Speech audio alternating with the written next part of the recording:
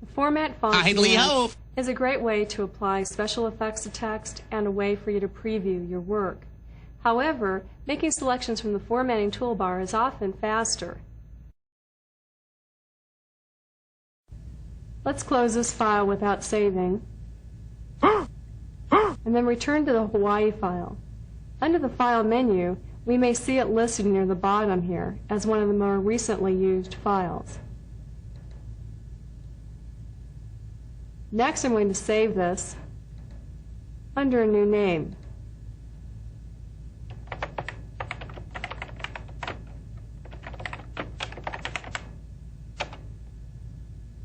And finally, we'll keep it in the normal view, but change the zoom to page width.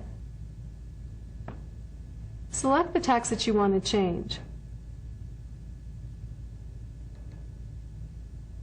Then in the Formatting toolbar, pull down your list of fonts.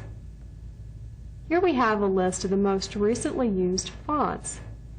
And a really great feature is the ability to preview what it will look like. This has always been a challenge in guessing what font names really mean. Below that is an alphabetical listing of all of the other font choices that are available to you. To the left of the font names is a little icon. The TT stands for True Type. These fonts are the best ones to use because they look the same on screen as they do when printed. The other ones stand for printer fonts, and sometimes there can be a little bit of a discrepancy between the screen display and what you get off your printer. So the True Type fonts tend to be the best choices. We could pick up something off of our list, or we could scroll down and pick something else. Some of these fonts might have special symbols. Although these aren't appropriate for regular text, they are used for special symbols, characters, bullets, and so on. So they certainly have a purpose.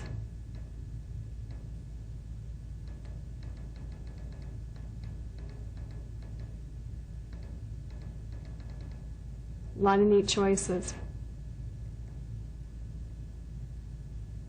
Here we have our Times New Roman, but we can pick that from our list.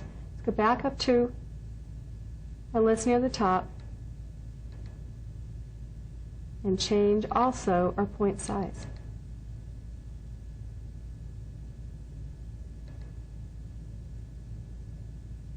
So we wanted to change the color of this. We could go back to the font command or find this on our formatting toolbar.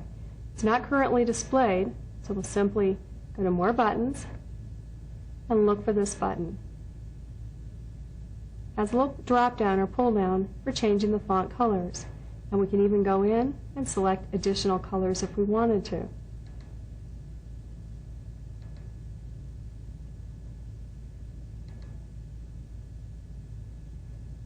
Other choices such as bold, italics, and underline are also available. Keep in mind these are either applied to the highlighted text or make the selections before you begin typing new text. If you picked one of these options, you'll see the button is pushed in. And here's the result. Let's make another change.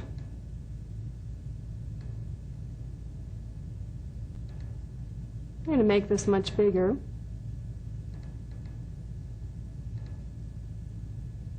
And now come down to the next heading.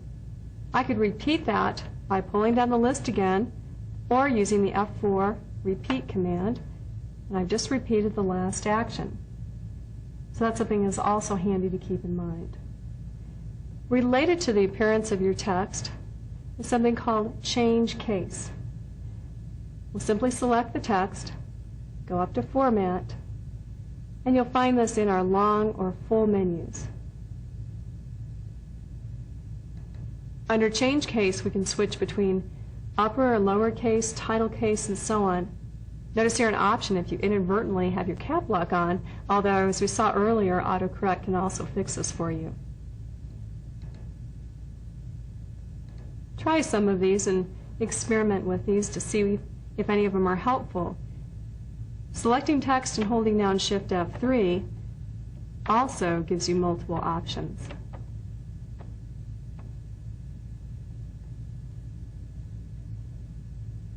Save this document when you're done with the practice, or continue working with some of the formatting choices.